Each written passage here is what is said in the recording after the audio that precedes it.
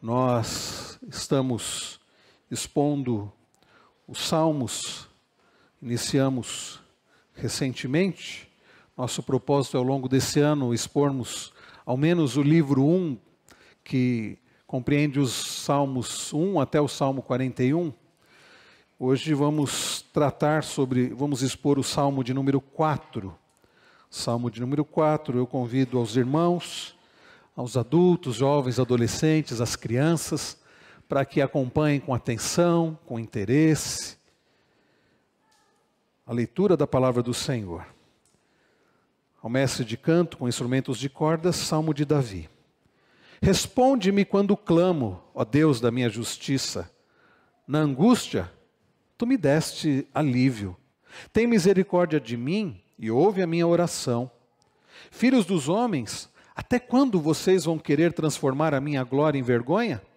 Até quando amarão a vaidade e buscarão a mentira? Saibam, porém, que o Senhor distingue para si o piedoso. O Senhor me ouve quando eu clamo por Ele. Tremam de medo e não pequem. Consultem no travesseiro o coração e sosseguem. Ofereçam sacrifícios de justiça e confiem no Senhor. Há muitos que dizem: quem nos dará a conhecer o bem? Senhor, levanta sobre nós a luz do teu rosto. Mais alegria me puseste no coração do que a alegria deles, quando eles têm fartura de cereal e de vinho.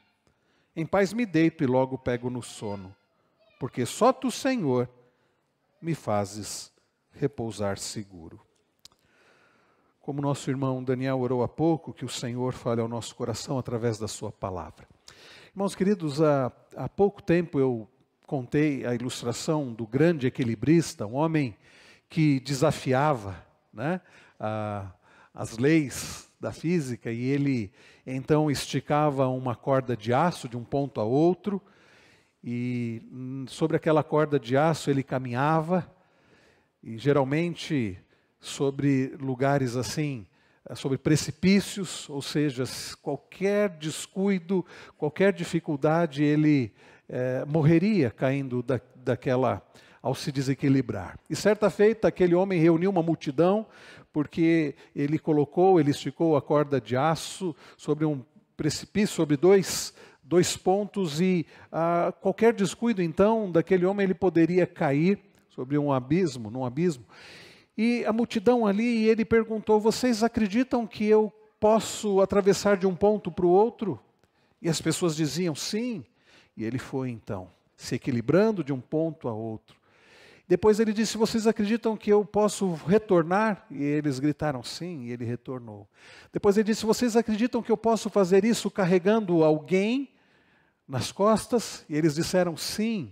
Então ele disse: qual de vocês se habilita para me acompanhar, então, para eu carregar nas minhas costas?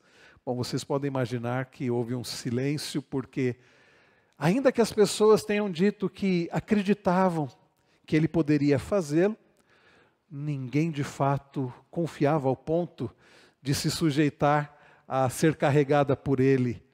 Sabe o que isso mostra? Que por vezes nós dizemos que acreditamos, mas não confiamos verdadeiramente.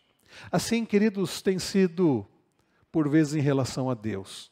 Nós dizemos que acreditamos em Deus. Nós, como lemos ainda há pouco no Salmo 106, cremos que Deus é bom, dizemos que Deus é bom, cremos que Deus é misericordioso, dizemos que Deus é misericordioso, cremos que Deus tem poder sobre todas as coisas. Que doutrina preciosa e tão ensinada nas igrejas reformadas, a doutrina da soberania de Deus. Cremos, dizemos crer. Mas por que é que no dia a dia ficamos ansiosos? Por que é que temos medo? Não há um contrassenso? Não é um contrassenso isso? Dizemos que Deus é bom, que Deus se importa conosco, que Deus tem todo o poder. Mas ficamos ansiosos, ficamos com medo, temos dificuldade para dormir. Mas Davi diz no verso de número 8, em paz me deito e logo pego no sono, porque só tu, Senhor, me fazes repousar seguro. Queridos, nesta manhã, ao olharmos para este salmo, salmo de número 4, nós nós iremos aprender que a verdadeira plena confiança no Senhor deriva de um conhecimento a respeito do Senhor, do caráter de Deus, numa vida de temor ao Senhor, sabendo a respeito dos feitos do Senhor. Esse é o resumo da mensagem desta manhã.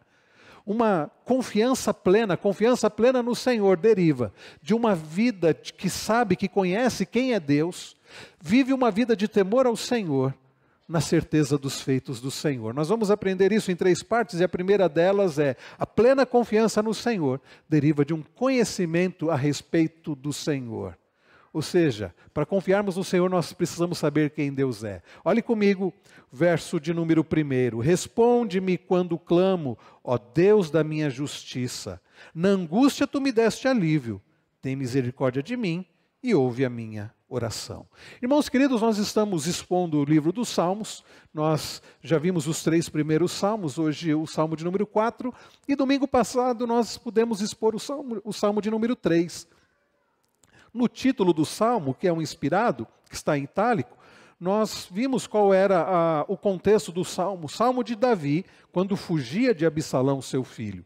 Domingo passado, queridos, nós vimos que Davi precisou fugir de Jerusalém, precisou sair do palácio, porque o seu próprio filho, Absalão, queria o seu lugar, queria tomar o seu trono. Estava disposto a matar o próprio pai. Davi, diante de tão grande perigo, porque Absalão havia arregimentado um exército contra o próprio pai, Davi precisa sair de Jerusalém, precisa se refugiar, em esconderijos, provavelmente no deserto, e Davi escreve esse salmo, e nós vimos na semana passada a respeito da confiança, que é possível termos verdadeira confiança no Senhor, mesmo em meio aos perigos. E ao olharmos no domingo passado para o Salmo 3, nós vimos como Davi tinha verdadeira confiança no Senhor em meio aos perigos. Nós aprendemos sobre a verdadeira confiança no Senhor, que é possível mesmo em meio aos perigos, quando nós colocamos diante do Senhor, a nossa angústia em oração, como Davi fez, quando nós de fato confiamos no Senhor, clamamos ao Senhor. Mas, queridos, talvez você tenha ouvido esse sermão no domingo passado, e ainda assim, ao longo de toda a semana, tenha tido dificuldade para dormir, tenha enfrentado ansiedade e medo. Nós aprendemos que é possível confiar no Senhor em meio a grandes perigos, no domingo passado, ao olhar para o Salmo 3. Mas a pergunta que fica é: como de fato conseguir confiar plenamente no Senhor? Talvez você ainda esteja tendo dificuldade. E ao olharmos para o Salmo de número 4, nós aprendemos como confiar plenamente no Senhor. É possível, muito provável, já que foi Davi quem escreveu o Salmo de número 4, está aí, no título, é muito provável que o contexto do Salmo, a situação que Davi vivia, era justamente a mesma que nós vimos no domingo passado. Ou seja, Davi fugindo de Absalão, seu filho. Davi enfrentando grande perigo. É possível que o contexto fosse quando Davi precisou se refugiar de Saul, é possível. Mas muito provavelmente dizem os estudiosos que o Salmo 3 até o Salmo de número 6, o contexto é Davi tendo que fugir de Absalão, seu filho. E quando nós olhamos, queridos, para este salmo, o salmo de número 4, nós vemos Davi, como vimos no salmo de número 3, Davi clamando ao Senhor. Ele começa o salmo dizendo: responde-me quando clamo, ó Deus da minha justiça. Percebam, queridos, Davi está clamando, mas a quem Davi está clamando? O que devemos observar é que Davi não está falando ao vento, Davi não está falando consigo mesmo, Davi não está falando com alguém do seu exército, com alguém ali que estava com ele. Davi está falando com o Senhor. Responde-me quando clamo. Percebam a expressão que Davi usa: ó Deus da minha justiça. Davi sabia com quem ele estava falando. Davi clama àquele que Davi sabia que era o Deus da sua justiça. Irmãos queridos, nós precisamos saber quem é o Senhor. Quem não sabe quem é Deus não irá se refugiar nele. Quem acha, por exemplo, que Deus não seja justo, não seja correto, vai desconfiar. Você confia em alguém que não é correto? Você confia em alguém que você sabe que já deu problema para outras pessoas, que promete e não cumpre, que desvia coisas, que é desonesto, que é falho? Você não confia em alguém falho. Você não vai, por exemplo, confiar alguma coisa de valor a alguém que você sabe que é desonesto, que é incorreto. Davi conhecia o Senhor, o seu pastor. Davi sabia que Deus não era como os homens, como as pessoas. Deus é um Deus justo. Aqui, a ideia de Deus da minha justiça, eu achei interessante o comentarista Alan Harman, ele diz aqui que Deus da minha justiça, isto é, o Deus que faz o que é certo e que guarda a sua palavra pactual. Deus da minha justiça, o justo Deus, é o Deus que faz o que é certo. Ele não faz o que é errado. Ele não faz algo errado, ele não erra, ele não comete injustiça. Ele é reto, ele é o justo juiz, ele mantém a sua palavra pactual, ele é o Deus da aliança, o Deus que assumiu uma aliança, que fez uma aliança com Abraão, prometendo ser o Deus de Abraão e da sua descendência. Lembrem-se, a igreja do Senhor Jesus é a descendência de Abraão hoje, né? Desde o início da igreja de Cristo, a igreja do Senhor é o povo do Senhor, a descendência espiritual de Abraão. Irmãos queridos, o Deus da nossa justiça é aquele que cumpre a sua palavra. Mais uma vez, você não vai confiar em alguém que não cumpre o que promete, que não cumpre a palavra. Mas você não precisa ter dúvidas de que o Deus da Bíblia, o nosso Deus, é o Deus da nossa justiça. É aquele que não comete pecados, é aquele que não comete erros, é aquele, queridos, que mantém firme a sua palavra pactual, o seu juramento. Em outras palavras, é o Deus fiel. Sabe por que nós podemos confiar plenamente no Senhor? Porque diferente de nós, Ele não quebra aliança, Ele não quebra a sua palavra, Ele não quebra o seu juramento, Ele mantém para sempre a sua palavra. Há um hino que nós cantamos, que é o hino, um hino muito conhecido do nosso hinário, o hino 32, que diz: Tu és fiel, Senhor, ó Pai Celeste, teus filhos sabem que não falharás. Essa é a ideia, Deus da minha justiça. Davi sabia que Deus não iria falhar. Nunca mudaste, tu nunca faltaste, tal como eras, tu sempre serás. Deus é o Deus da justiça e por isso temos a certeza da sua fidelidade, da sua imutabilidade. Ele não muda, ele não muda de ideia, ele não muda de plano, ele não muda de sentimento. Ele é o Deus justo, ele é o Deus santo, ele é o Deus amoroso, ele é o Deus bondoso e ele vai cumprir aquilo que ele prometeu. Por que então que não confiamos no Senhor? Por que da nossa ansiedade, por que do nosso medo? Se o Deus a quem nós servimos, conforme nós lemos ainda há pouco no Salmo 106, é bom, é misericordioso, e como Davi diz aqui, é o Deus da nossa justiça. Nós lemos ainda há pouco também no Salmo de número 106, que bem-aventurado é aquele que de fato guarda, né, a justiça, anda em retidão. E Cristo é aquele que andou em retidão e guardou a justiça em todo o tempo. Nós podemos, queridos, confiar no Senhor, porque Ele é justo, porque Ele é fiel. Você confia no Senhor? Quem sabe a sua falta de confiança tem sido por não ter entendido ainda que o nosso Deus é o Deus fiel. É o Deus da nossa justiça, é o Deus que estabeleceu uma aliança com o seu povo e é o Deus que guarda essa aliança de forma perfeita, é um Deus que não falha, é um Deus que não erra, é o Deus que faz o que é certo e que guarda a sua palavra pactual. Queridos, nós precisamos saber quem é Deus para que possamos confiar nele de todo o coração, como Davi confiava. Davi diz algo mais no verso de número 1, ele diz: na angústia tu me deste alívio. Isso nos mostra, meus irmãos, a confiança de Davi, que Deus não somente era o Deus fiel, Deus da sua justiça, mas também o Deus o Deus gracioso. Como nós podemos ver que Deus é um Deus gracioso? Davi diz que na angústia tu me deste alívio. O que significa a graça do Senhor? Graça significa Deus nos dar aquilo que nós não merecemos. Alguns têm definido graça como favor imerecido. E de fato, e vai além, porque Favor imerecido é quando alguém te pede alguma coisa. Você tem um prato de comida para me dar? E você dá. Alguém que você nunca tinha visto, alguém que não trabalhou por isso, alguém que não merecia isso, você dá um prato de comida. Agora imagina alguém que faz mal à sua família, alguém que faz mal a você, e depois você faz o bem para essa pessoa. Isto é mais próximo da ideia de graça na Bíblia. Porque nós não éramos indiferentes em relação ao Senhor. Nós éramos inimigos de Deus. Ofendíamos a Deus através dos nossos pecados. E Deus, como podemos ver lá em Efésios 2, sendo rico em misericórdia, por causa do grande amor com que nos amou, nos deu vida. Pela graça sois salvos. Quando Davi diz assim, no verso de número 1, na angústia me deste alívio, Davi está falando a respeito de quão gracioso Deus é. Na angústia eu não merecia alívio. Davi não era um homem perfeito, Davi pecou contra o Senhor. Davi não merecia alívio na angústia. A angústia na vida de Davi, podemos dizer que não era algo imerecido. Não que aquela perseguição que ele estava sofrendo era causa direta de um pecado dele.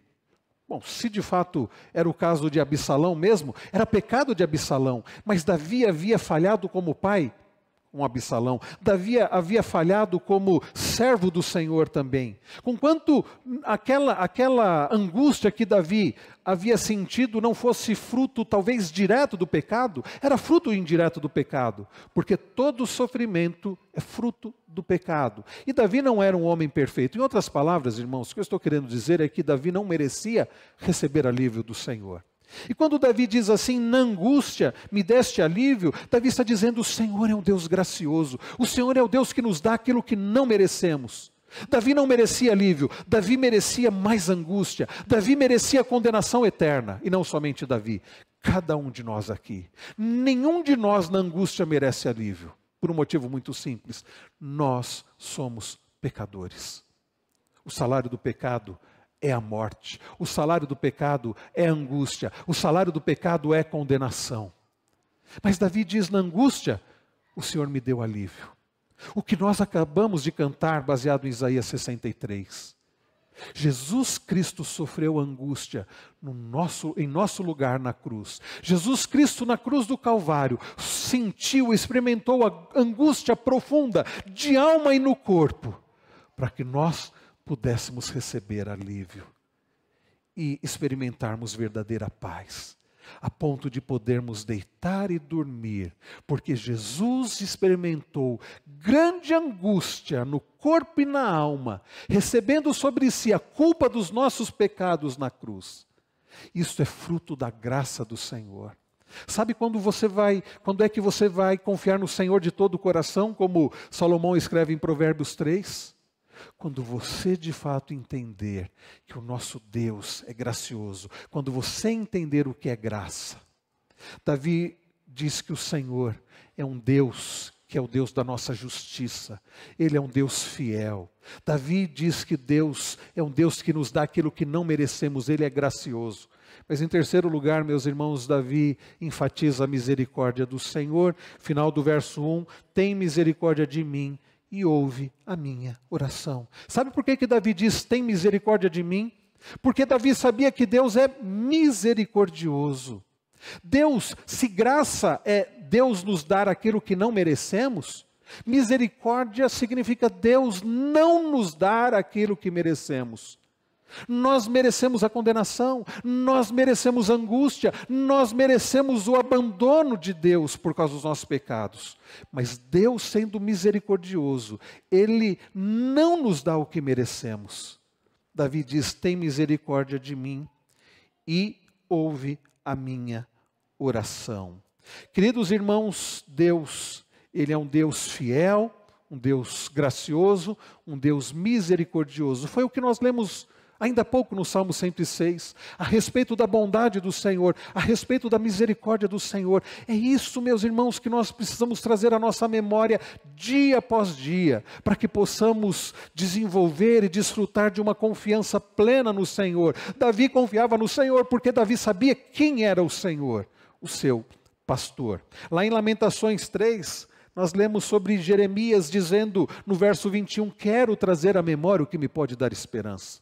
Ao olhar para as circunstâncias, Jeremias se desesperava, porque as circunstâncias eram terríveis nos dias de Jeremias, Deus executando o seu juízo, Deus tratando e disciplinando o seu povo, Deus levantando povos inimigos para disciplinar o seu próprio povo. Nos dias de Jeremias, a situação era uma situação muito difícil. Jeremias olha para si mesmo e se angustia, porque Jeremias não era perfeito.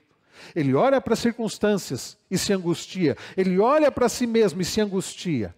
Mas quando nós lemos o verso 21 de Lamentações 3, Jeremias diz, eu quero trazer à minha mente aquilo que me pode levar à confiança no Senhor, quero trazer à memória o que me pode dar esperança. E então Jeremias começa a pensar no que Davi, justamente no que nós lemos aqui, Jeremias passa a considerar sobre as misericórdias do Senhor que não tem fim, que se renovam a cada manhã. Jeremias passa a considerar sobre a fidelidade do Senhor. Jeremias passa a considerar sobre a bondade do Senhor. E é o que nós vemos que permeava o coração de Davi. Quem Deus é. Eu vou repetir isso. Você não irá confiar plenamente no Senhor se você não souber quem é o Senhor. Porque nós não confiamos em quem nós não conhecemos. Talvez seja isso o motivo de não confiarmos plenamente no Senhor, de termos ansiedade, medo, dificuldade de dormir, porque não sabemos de fato que Deus é fiel, Deus é gracioso e Deus é misericordioso. Creia nisso de todo o coração e experimente a confiança plena no Senhor. Segundo lugar, meus irmãos, além para termos confiança plena no Senhor, além de precisarmos saber quem Deus é, e Davi sabia quem Deus é, bondade e misericórdia certamente me seguirão todos os dias da minha vida. Ele diz isso no Salmo 23:6. Nós também, meus irmãos, precisamos, para desfrutarmos de uma confiança plena no Senhor, termos uma vida de temor ao Senhor. Nós não podemos viver de qualquer jeito. Viver de qualquer jeito impede de termos uma confiança plena no Senhor. Olhe comigo a partir do verso de número 2. Filhos dos homens, até quando vocês vão querer transformar a minha glória em vergonha? Até quando amarão a vaidade e buscarão a mentira? Saibam, porém, que o Senhor distingue para si o piedoso. O Senhor me ouve quando eu clamo por ele. Davi fala de seus inimigos e os acusa de abandonarem o Deus verdadeiro e passarem a seguir deuses falsos. É interessante, meus irmãos, que Davi, ele confia no Senhor, ele sabe quem Deus é. E ele olha para os seus inimigos e ele percebe algo muito claro. Aquelas pessoas não sabiam quem Deus era. Aquelas pessoas não confiavam em Deus. Aquelas pessoas não levavam Deus a sério. Davi confiava no Senhor, não porque ele era perfeito, mas porque ele sabia acerca do Deus perfeito. Mas aqueles inimigos de Davi, e possivelmente, como eu disse, Absalão, seu próprio filho, não sabiam quem Deus era. Viviam para outros deuses. Ao dizer no verso 2, filhos dos homens, até quando vocês vão querer transformar a minha glória em vergonha? É possível que Davi estivesse se referindo à sua glória pessoal no sentido do seu reino, porque Absalão queria tomar o seu lugar, o seu trono. Mas este versículo vai além. Não é, sobretudo, acerca da glória humana passageira de Davi que o verso fala. Mais uma vez, citando Alan Harman, ele diz o seguinte: glória aqui é um título para Deus. Como no Salmo 106, versículo 20, a ação dos homens é sempre a mesma. Como diz Paulo, pois os homens pecaminosos querem sempre mudar a glória do Deus imortal em imagem de fabricação humana. Romanos 1, 21 a 23, Paulo fala sobre isso. Lá no deserto, as pessoas, o povo de Deus, bastou Moisés se afastar um pouco, eles tentaram mudar a glória do Senhor, fazendo um bezerro de ouro. E é o que os seres humanos têm feito até hoje, tentando mudar a glória do Senhor. Deixam de confiar naquele que é misericordioso, gracioso, bom. Naquele que tem todo o poder e dirige todas as coisas, para confiar em si mesmos, para confiar nas pessoas, para confiar em objetos, para confiar no dinheiro. Irmãos, Davi está dizendo que para que tenhamos uma vida de plena confiança no Senhor, nós não podemos querer trocar a glória do Senhor, servir outros deuses. Olha o que ele diz ainda no versículo de número 2, até quando amarão a vaidade e buscarão a mentira? Nós precisamos, meus irmãos, para experimentarmos uma vida de plena confiança no Senhor, lutarmos contra o nosso desejo de amar a vaidade e buscar a mentira. Saber, como diz Davi no verso 3, que o Senhor distingue para si o piedoso. O Senhor ouve quando o piedoso clama por ele. Saber que Deus de fato sabe, nos conhece e sabe aqueles que vivem para Ele, aqueles que pertencem a Ele. Aliás, foi Ele mesmo quem escolheu. A expressão que Davi usa aqui, saibam, porém, que o Senhor distingue para si o piedoso. Distingue para si poderia ser traduzido, coloca ao lado. Deus separa. Me faz lembrar as palavras do profeta Naum, lá no capítulo 1 do seu livro, diz que o Senhor conhece os que nele se refugiam. O Senhor é bom, é fortaleza no dia da angústia e conhece, separa para si aqueles que se refugiam nele. Conhece no sentido não somente de saber quem é, mas de se relacionar. Deus cuida, Deus ama. É o amor pactual, recede. Daí Davi dizer no verso 4, tremam de medo e não pequem, consultem no travesseiro o coração e sosseguem. Ofereçam sacrifícios de justiça e confiem no Senhor. Nós temos 7 imperativos aqui. Primeiro no verso 3 ele diz saibam. Olha os verbos que Davi usa. Saibam. No verso 4 ele diz tremam. Ele diz não pequem, consultem. No final do verso 4, sosseguem. Verso 5, ofereçam. E, por final, confiem. 7 verbos que Davi usa aqui, que mostram, meus irmãos, o que é uma vida de temor ao Senhor. É uma vida que considera o Senhor. É uma vida que sabe o que Deus faz. É uma vida, meus irmãos, que nos leva a tremer de medo e não pecar. Uma vida que nos leva a consultar, a raciocinar, a levar em consideração, a meditar e sossegar. E você não precisa oferecer sacrifícios, como Davi diz aqui no verso de número 5, porque Cristo ofereceu todo o sacrifício. Você precisa confiar no sacrifício de Cristo. Então, em segundo lugar, meus irmãos, uma vida de confiança no Senhor deriva de uma vida que leva Deus a sério, uma vida de temor ao Senhor. Por fim, uma vida de confiança plena no Senhor deriva de um reconhecimento do cuidado do Senhor. Verso 6 em diante. Há muitos que dizem, quem nos dará a conhecer o bem? Senhor, levanta sobre nós a luz do teu rosto. Mais alegria me puseste no coração do que a alegria deles, quando eles têm fartura de cereal e de vinho. Em paz me deito e logo pego no sono, porque só tu, Senhor, me fazes repousar seguro. Davi sabia quem Deus era.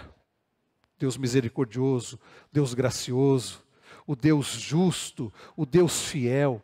Davi sabia também acerca da importância de viver uma vida confiando no Senhor, uma vida de serviço ao Senhor, de temor ao Senhor. E Davi também sabia dos feitos do Senhor. Ele diz, há muitos que dizem, quem nos dará a conhecer o bem? Davi sabia quem é que nos dá a conhecer o bem. Daí ele dizer, Senhor, levanta sobre nós a luz do teu rosto. O Senhor é aquele que levanta sobre nós a luz do seu rosto. O Senhor é aquele que tem cuidado de nós. A ponto de Davi dizer no verso 7, mais alegria me puseste no coração do que a alegria deles. Olha a comparação que Davi faz.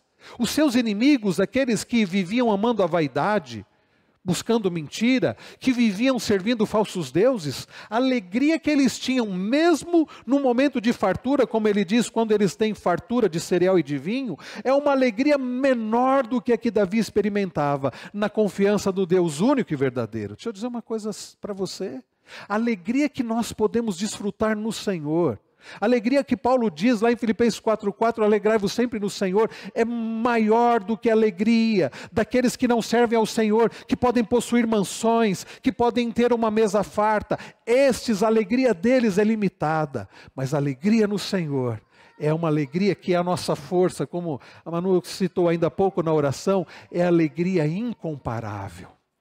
E então Davi termina dizendo, em paz me deito e logo pego no sono. No Salmo 3 nós vimos Davi dizendo, eu me deito e pego no sono, no verso 5. Aqui ele diz, em paz me deito e logo pego no sono.